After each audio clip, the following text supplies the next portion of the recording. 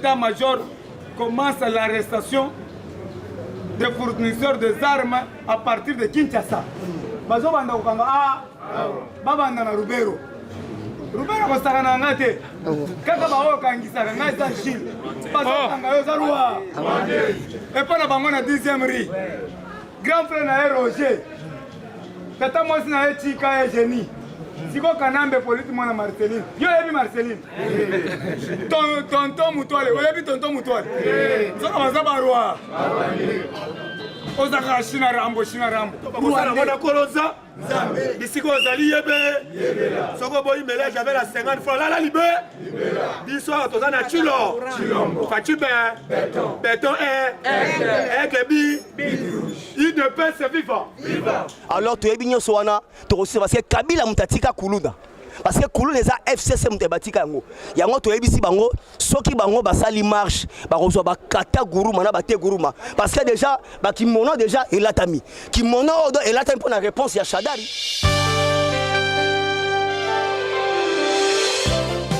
Ba parti politique belé ba longwe. Lokola ba longwe, lobby parti politique moko Jacques. Il y a maman Martine Boukassa quitte le FCC parce que Monique et Félix ont pressé la lutte contre la corruption. Ils ont salué l'initiative.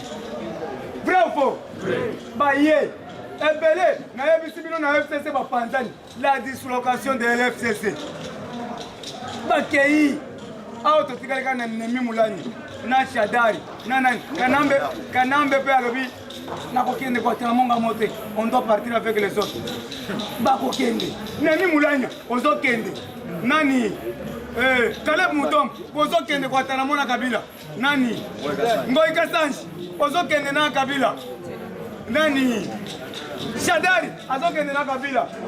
Mova Sakani, ozo kende na Kabila. Rubero, ozo kende na Kabila. Na septembre, bobo ngisa bokanga basak. Na ngo tolobi boye. Alingi cité. Atouma Toubana a reçu le rapport mené par les autorités pour le dialogue de Bas-Congo. Merci beaucoup. Depuis hier, le procureur général du Congo central, Maître Godé Richard Tenekene, vient de prendre le bâton de commandement. Chef de l'État nommé un procureur. Et c'est l'invité. Elengesa, le peuple congolais très content pour les avancées des travaux de Selembao. Selembao va le dire, si elle libère béton à béton, non ne salamate. Toko bimisango ti na rompo ngaba kuna. Atana mongo fula. Toujours qu'il y a des béton à béton. Non ne salamate pendant 18 ans. Roger Lumbala, Wachiteng. Roger Lumbala Wachite. Ye, alobi boye. Ache baboko likolo. Alobi na kosa kibino. Félix atangini. Nyonso wana parce que sur type TXL. Ma PCA TXL Yassika. Alobi asali base de la République pour soutenir Fachi à 100%. Asali plateforme. Omoni ke bazaba miyimi mine. Si ba rebozo longo kuna. Omoni ni ndeko basila longwe. Omoni ni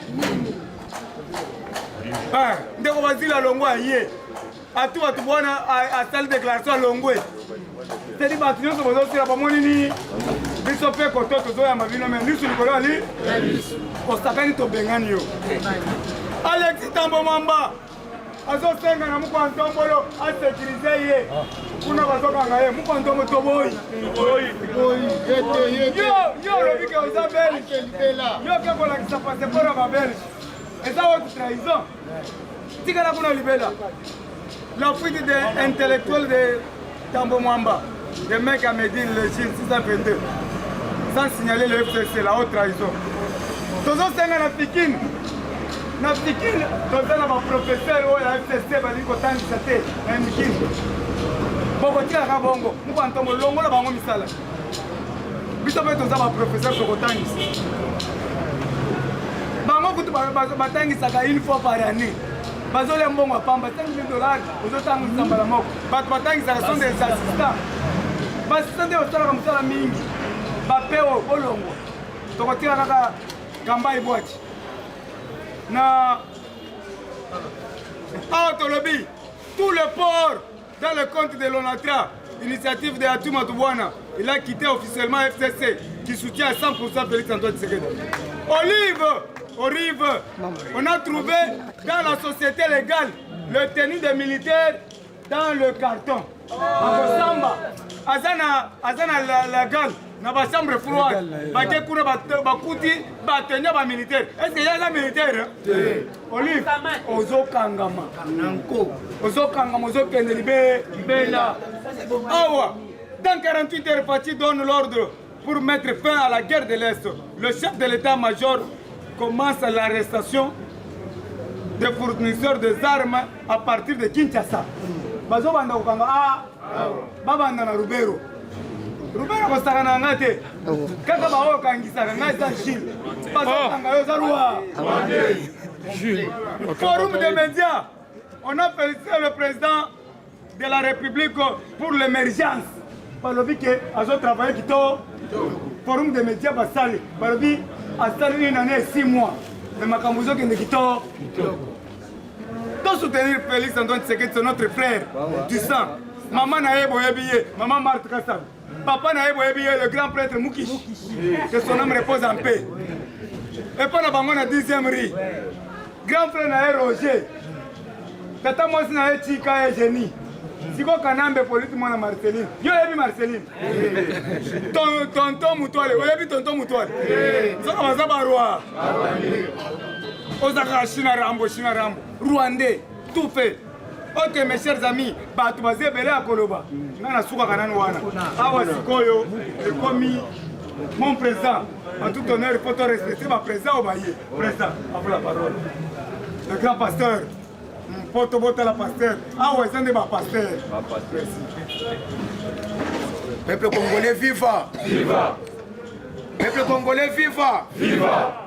Naïbiti na nazolo ba peuple congolais. Naya ko pesa message au ben moko. Ya liboso eza élection 2023 eza sans formal. Peuple congolais viva. Viva. Tozo bana d'abord na ba identification photos na carte d'identité. Photos à carte photos à combien des années? 5 ans. Idepes viva. Viva. Yami balé photo que ne resa. Combien des années? On y va. Il faut voir les coordonnateurs et les motocyclistes qui sont RDC mobile. Attention que au boy, tu as l'identification à récent. Et qu'on soit dit 10 ans. Après, tu as gagné l'élection. En 2030, il te pèse FIFA. Au pouvoir, et ça pouvoir en ça, aux à la Martin Fayoul, aux à la Kanambe, et côté le Simba. Peuple congolais, FIFA. Il faut que une élection soit malade. Oh, ensemble, le collègue Kosal n'a condi, a condima. Donc, il y a une élection en 2030. Et ça peut être. Et ça peut être. Yami Balé, et Bela Batou. Bazo rêvé et dans la carte armée et dans la carte la police. Et ça détournement mon salami. Na makambo teli mbongo ya kofuta la police. Le 30 juin et sengeli to fêter la fête de l'indépendance. Oui. Babi misambongo 28 000 francs pour chaque policier à la nini à la payer. Ba signer document wana kofuta bango na mwana le 5 août. Si les lots ba tikela kofuta policier moko mbongo wana te. Na yango to yeko dénoncer yango awa. Parce que to lingi la police na biso bazala. Fina bango za la malala. Bazala bien payé. Vous avez général moko comme na ndonda, je pense. Yende mutoza habilité ya komimisa mbongo wana meti les lots. Azui colonel le moko auti ba Bukavu aye awa pose mbongo na ye aza directeur chargé ressources humaines azui mbongo na pesi ba maître na ye po ba manisa iba matie grade parce que kanisa neti ba bando ko sala olandi photographe olamuki général bloco wana ekotikele ko simba te na kati ya parti na biso kala mingi te bazo notifier ba fédéraux et kosala ke IDPS e banda kosala musala parce que zengeli na kati na biso ba parlementaire debout awa tozala na ba député tozala pe na ba ministre parce que gouvernement oyo eza lokola bazui argile na libende basangisi et kotikela jamais kosimba et puis na rentrée ya nani rentrée parlementaire awa soki bakebi te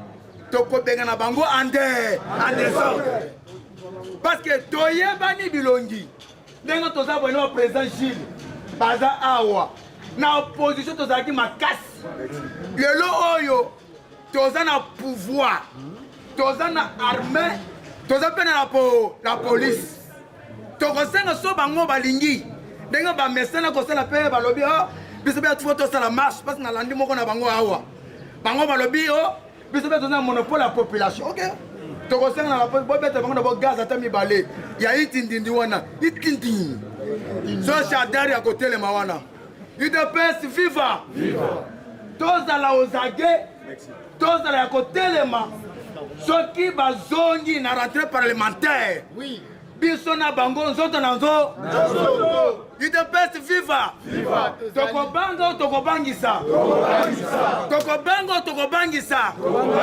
biso toza na nzambe toza na peuple toza na armée na la po ndenge baza wana tozomettre bango en garde kabila kutu aza na ye pour aza na ye pour oyo bamosusu oyo baza bana biti bakoki kosala biso eloko moko te bakobangisa mpe biso te toza na bango lisu lokola li oyo balingi baya baalia baniboya na bino nyonso parce que FCC ezaki etikali croquis vide.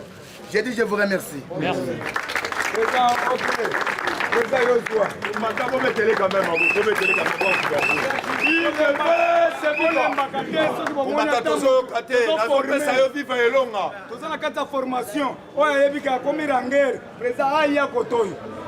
Formation UDPS viva viva combattant na yebisio tozana bangoli sulikolo ya nini lobi bomonaki oyo tozobenga Roger Lumbala kenda komona Pascal Mukuna bakie basololi Roger Lumbala na intervention na ya alobi a partir à lelo azokende comporter Martin Fayulu plainte en der bisiko ozali yebela parce que bato FCC na bande kwa lamuka balelaka te basali nini papa nayebisaki yo lamuka ebande kovivre na mbongo ya FCC là tozoloba awa combattant lobi muzitu alobi vis-à-vis ya Martin Fayulu ba décision akende kozwa na mbongo a consulter biso te na lungwaka te na sali nini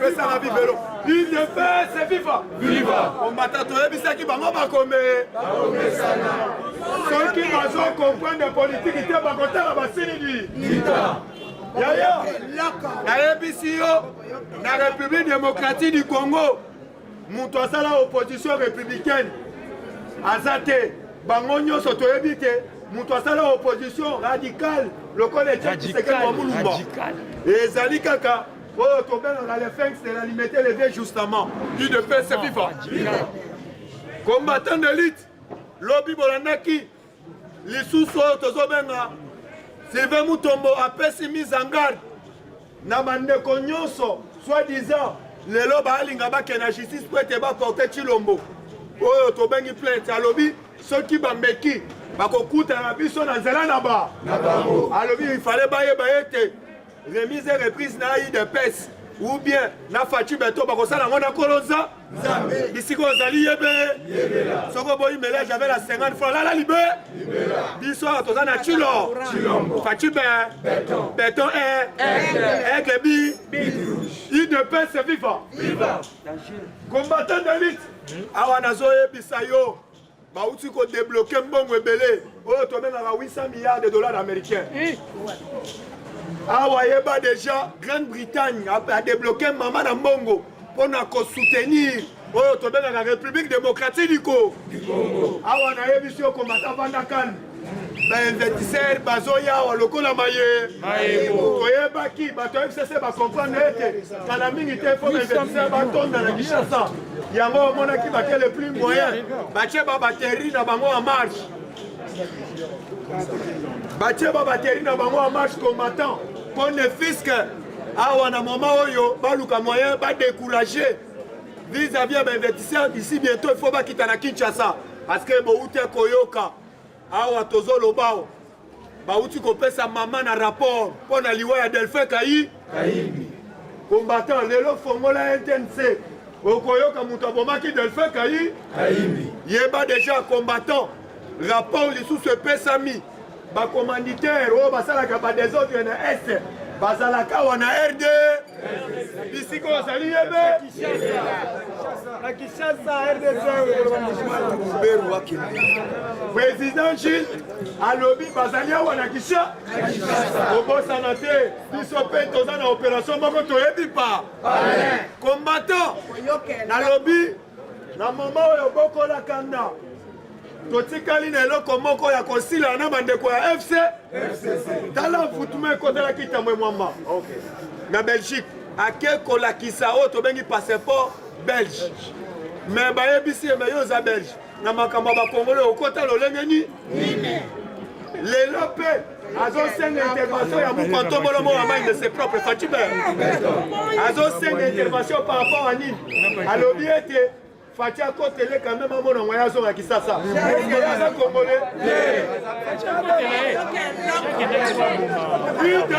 C'est FIFA. On va ta grande à l'icofubol. Comme la Ganaba. Combattant, tu es ce qui m'a dit que tu n'as pas. Ah, ou on a eu Bissio Milelo. Papa, la personne comme exemple. Tolobi. Les seuls partis dans le Parlement, les autres partis à Ide. Papa, tu as un drapeau à Ide. Ah, on a un bisio. Bon, il y a un Parlement à la Mouka. Papa, les lois, on a déjà un Mbemba. À l'objet, matin, il faut une moïbi. Moïse Katoumi, n'a qu'à à l'objet, matin, il faut une moïbi. Quand on a un mec Moukebaï. À l'objet, boy. Mike Moukebaï, à l'objet, matin, il faut attraire Bisso Bato à l'amour. À quelque Zombo. Papa, awa na yebiso lobi ezalaki bitumba na parlement. Lelo atele boko tazana.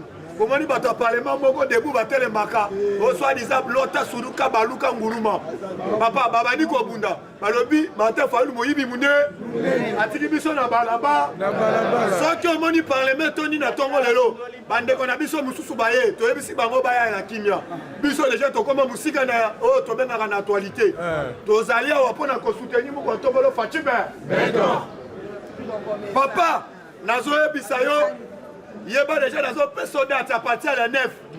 Déjà ba frontière nyonso zo fongwama. Mais ba sengi na tous les JR. Oyo bazali na ba pa nyonso balungwa des autres. Bango nyonso balungwa wana parce que ce côté même na on entra. Ozomona ba bureau ya kala ba komi ko pakolango même ba peinture. Parce que ba lobi faut ba récupérer oyo to bengaka na ba douane na biso ya mboka. Ezo kotsa ba recette belé même bongo zo ke na ba poche ya ba. Ba sala ba bureau na bango. Oh, tu as un bureau parallèle. Ah, on a besoin de minute. Moi, c'est que tu fais ça. Ma camunio se zone à l'enzé. Papa, Kenen a on a traité à ton on a autre kita. Pemeni à Sozacom. Na kuti ba papa wana bazobeta maman zazababi fini.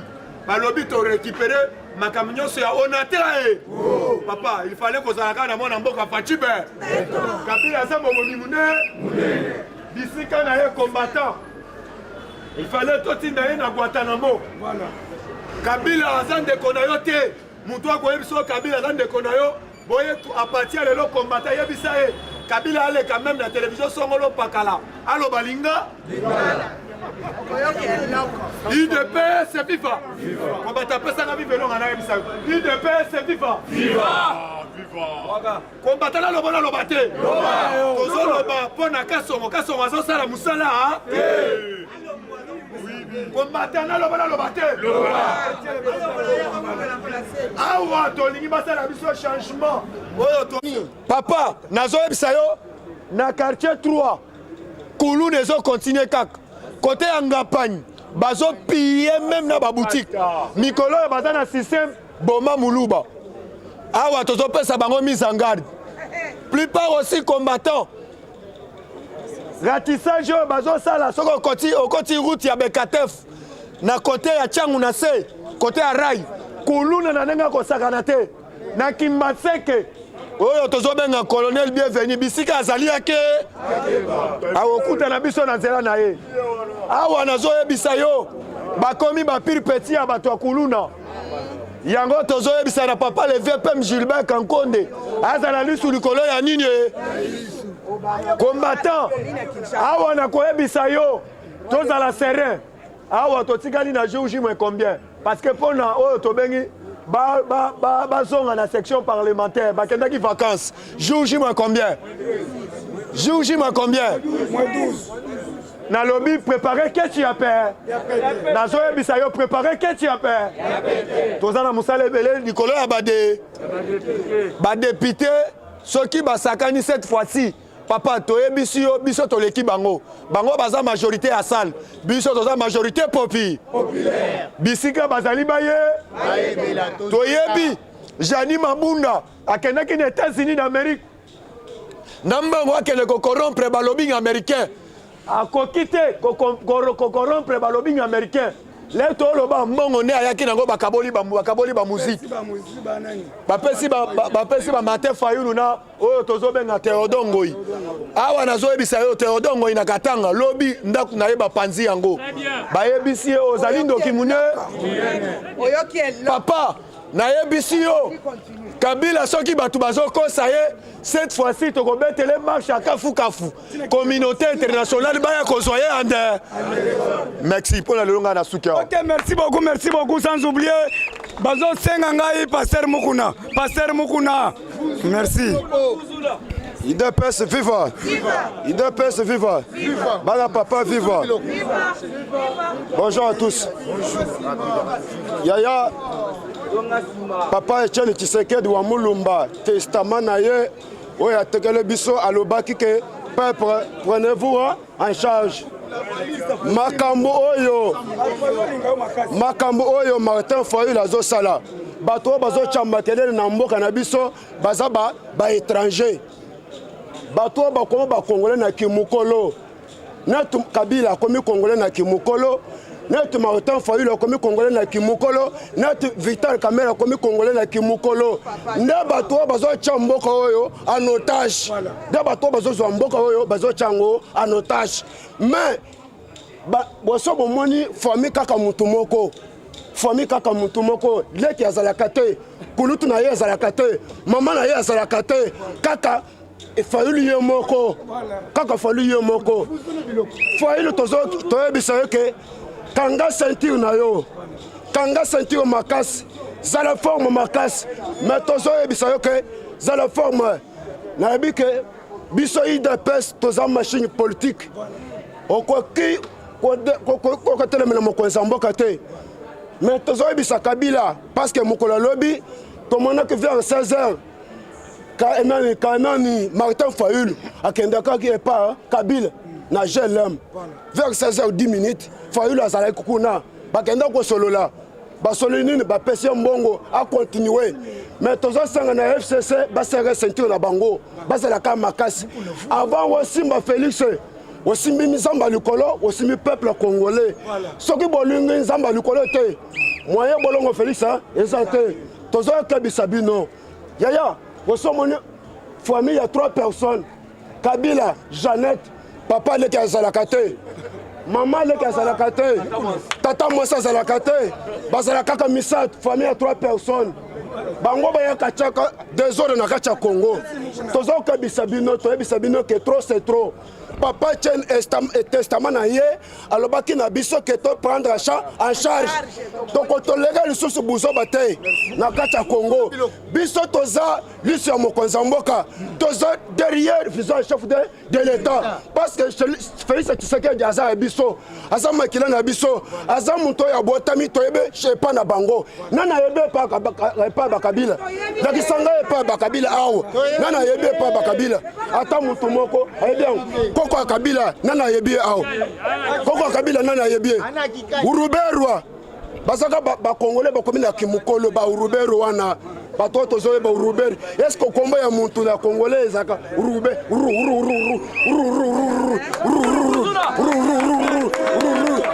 eske yokana kombo ya muntu ezo wakani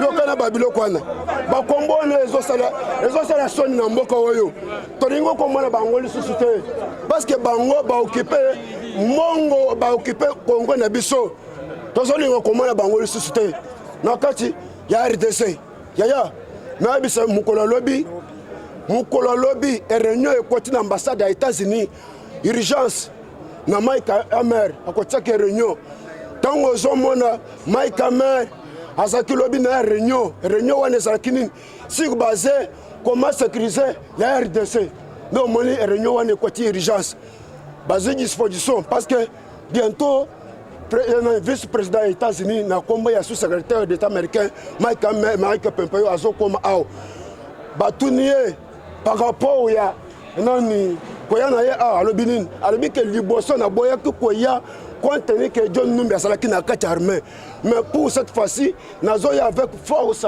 militaire awa na RDC yaya awa ba-américain bazosopana na 2021 na janvier bazosopana nde ozomona bazozwa disposition militaire avant bango bakoma awa nde bazozwa disposition militaire yaya gouverneur ya Congo central alungo na FCC asali déclaration akei na IDPS inde akoti na IDPS alabi ke ngai banda lelo nakomi mwana IDPS yaya na yebisa ye ke mokonza mboka a bientôt gratuité ya Sinel na régime parce que président Félix ayambaki ba représentant ba ya Sinel na ya nani asoli na bango atuni bango par rapport ya ba faute wa ba peuple congolais ba futaka abike ngana kozwa makambo nyonso wana en charge muntu ya boye wa azopesa biso kala mingi te gratuité ya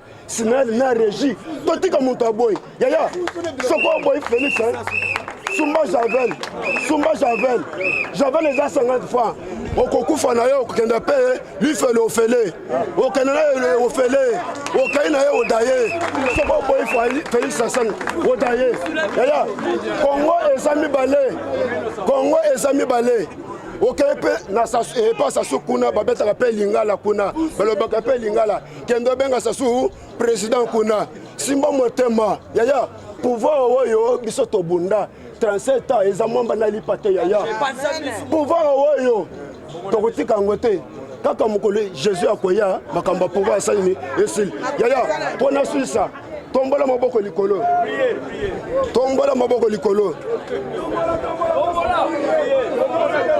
yaya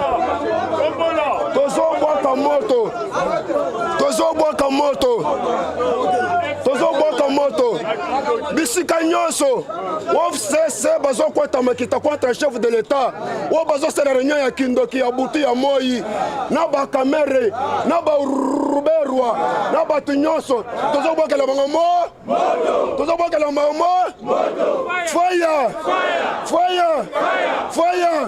fire moto na kinga kati fire bona lelo soutien Lumbe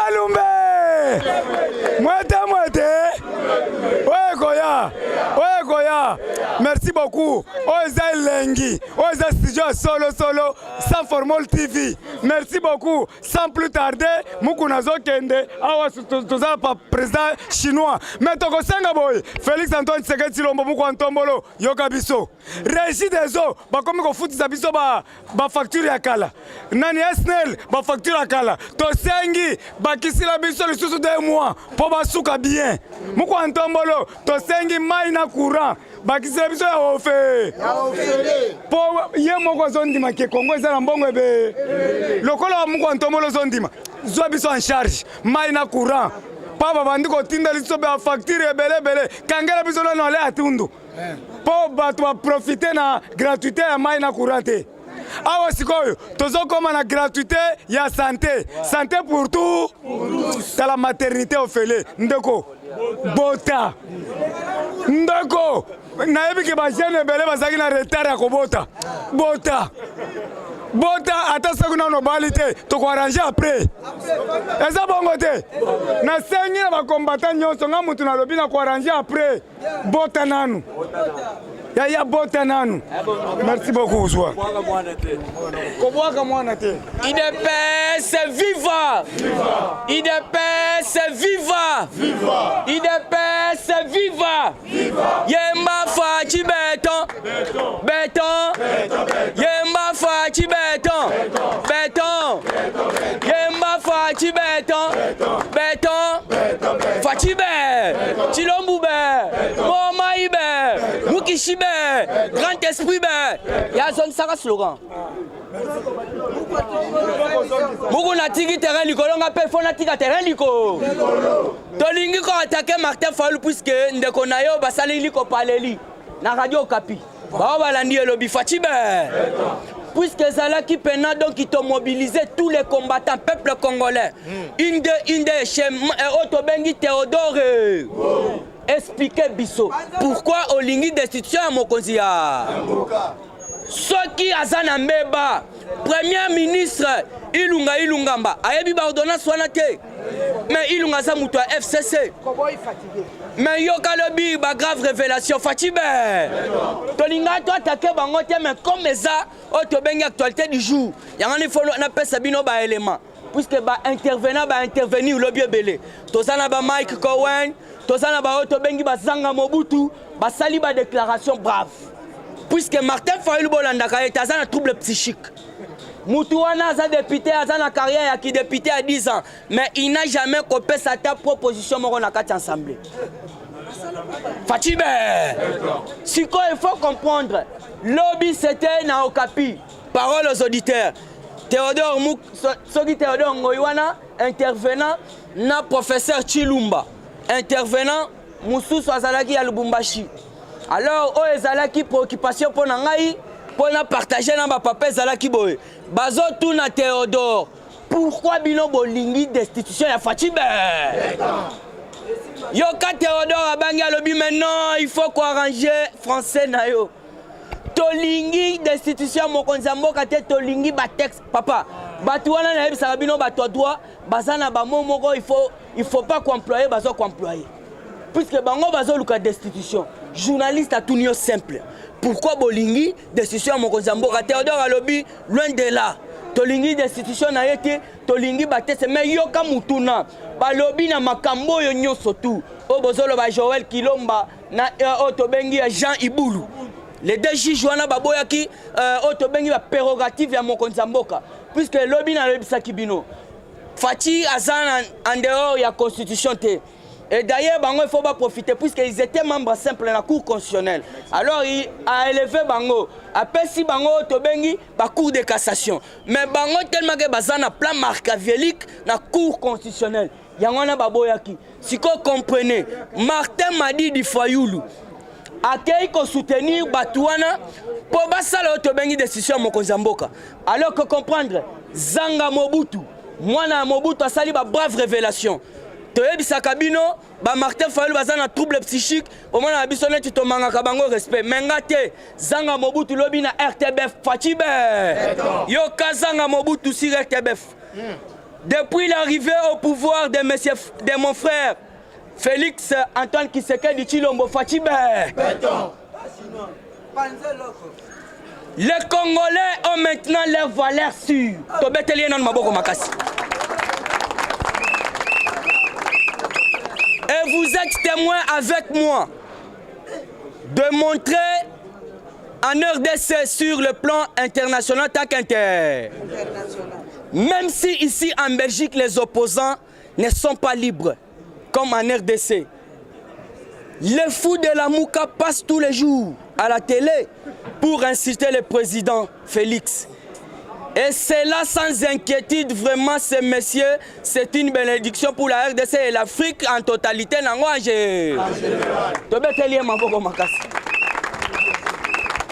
Yoka Siko Herman Cohen, Cohen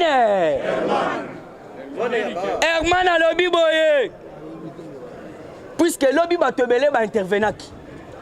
Président Yebisi Aouti Koyeb Sabino, ba Sylvain Mutombo, ba te belé. Alors yo Herman Cohen. Herman Cohen rigole. Fatibé.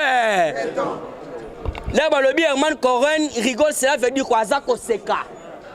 Herman Cohen a zo seka l'air a zo yoka destitution puisque kanam bazalaki 20 ans. Moi on a totikala ko yoka ngote même dans l'assemblée même pas ba opposant. Mais lelo moi na mboko au pouvoir. Comprenez que même bandeko o bazalaki na ena lisanga ba komi ko comprendre que Martin Fayulu a un trouble psy. Mike Mukeba ya lobby en tout cas ndekonanga aza hors la loi. Mais Boroyo ka brave révélation Adolphe Mousito mais yo kana Herman ko Fatibé.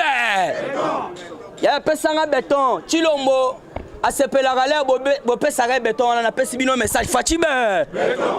Herman Cohen rigole quand il entend parler de la destitution de Félix. C'est un rêve irréalisable. Fatibé.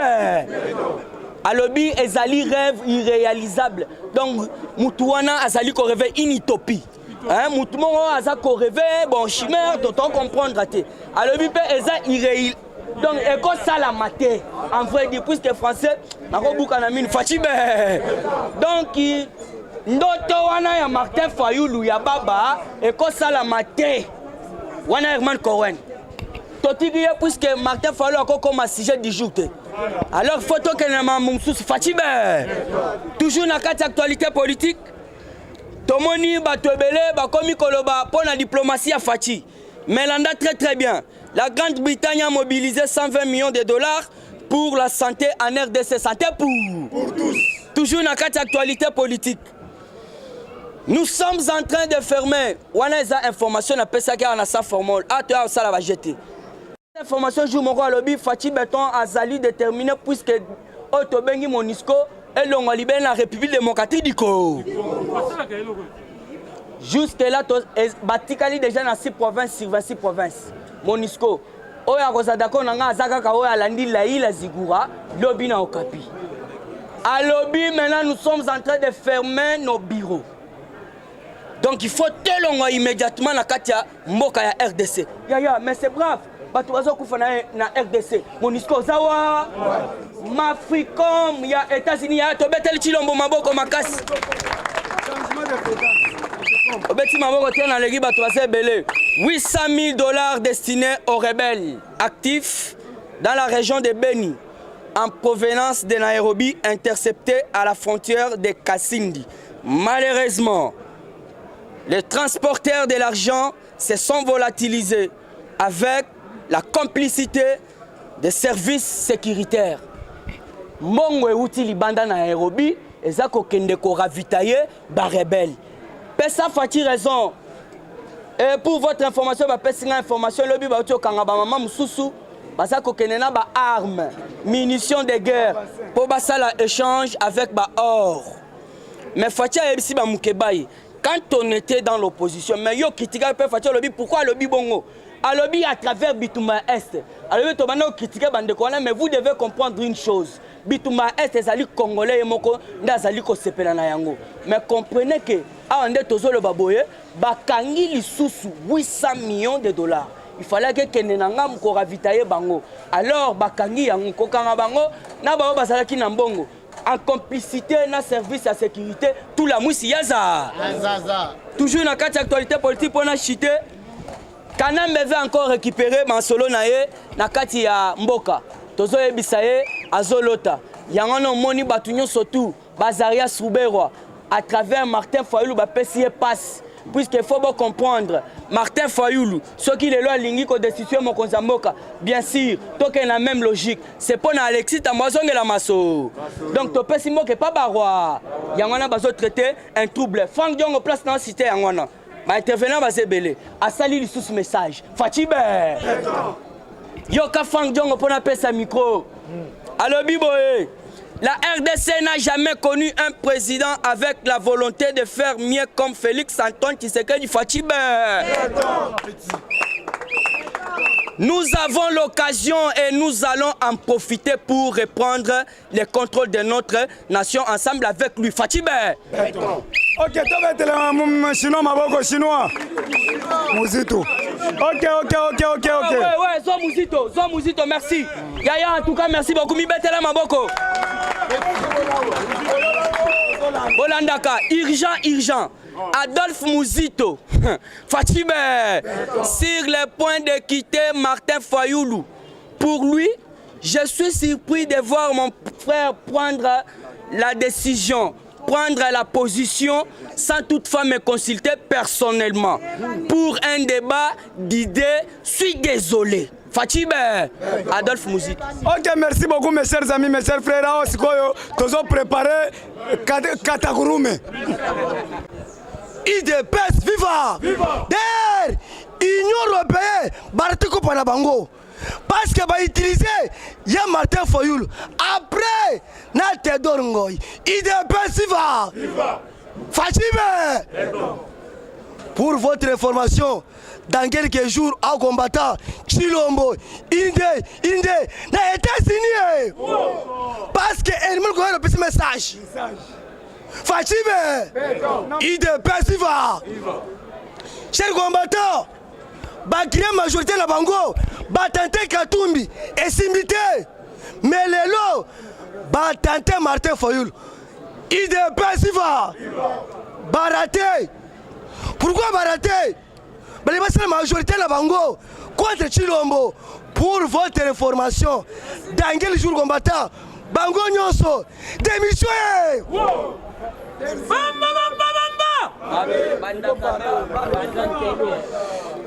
Fatibé, Yaya, bino boluki politique yango wana. Pourquoi Y'a Martin Fayoul a été pressé et sa promesse au Union Européenne a promettre parce que retour Y'a Martin Fayoul à la Kinshasa, Inde, na kikakate, tête à tête. Combattant, il y a un message, il y a Martin Fayoul. Pas même 6 mois, ceux qui font ce président a nommé Bajish. Fachi a nommé Bajish. IDPS viva. Mais les lots, Martin Fayoul va venir là. Oh, Bajish wana, il faut le bazonga. Chilombo a violé la constitution.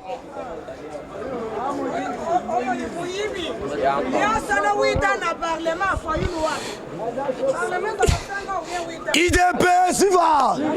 Et puis combattant Yoka. Et c'est le mission soigne. N'a qu'un témoin même Afrique. Oh, bah député national, il faut pas traiter émotion. Il y a un président de la République. Ça vient d'où?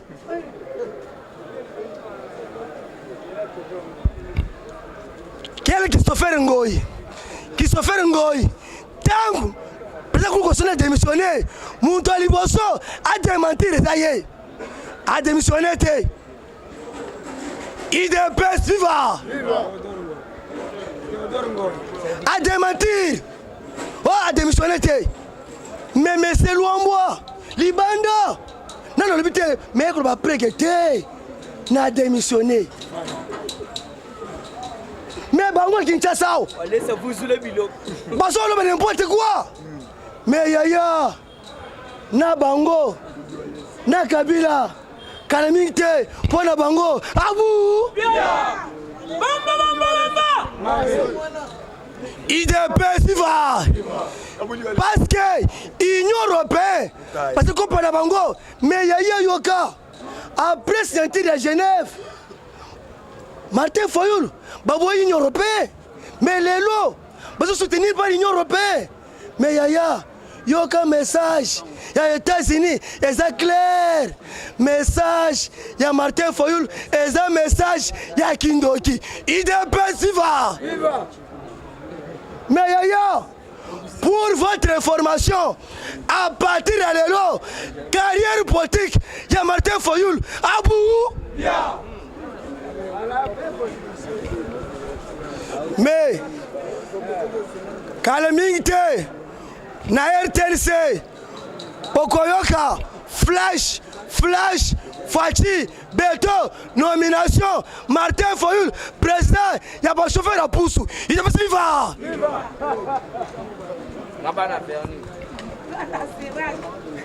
Parce que, bah comprendre Félix avait retard.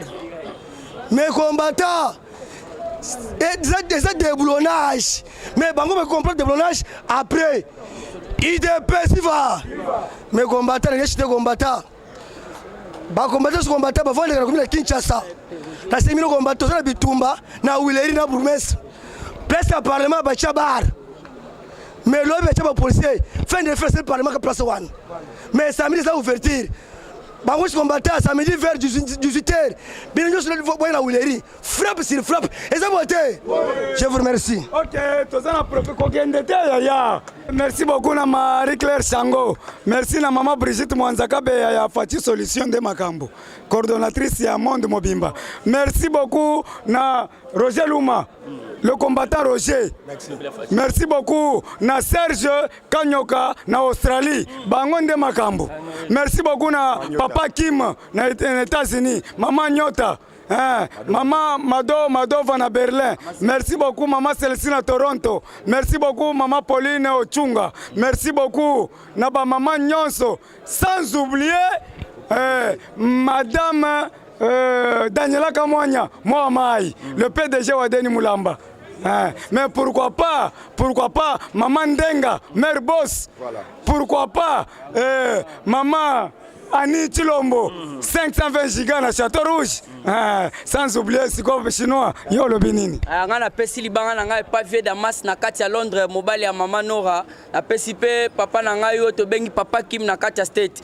Ba vie na ngai nyonso tu vie Sam na kati ya Londres, Mama Célestine na kati ya to bengi Canada, Charlotte Ndenga mère boss na pesi mbote place aux Ali, Mama Brigitte donc Mama à Faso, donc association Fachi Solution na maboko na nyonso tu maman. Sans toutefois oublier maman Otobengi état de droit maman Chilombo. C'est Rachel na PCP mbote place aux Ali. En tout cas tous les diaspora na ba maman na biso surtout balanda kabiso. Donc l'air na mona kabino bolanda kabiso na sepelaka ya trop na PCP mbote na Otobengi Roger les grands combattants na Roger Luma boza tellement ébélé.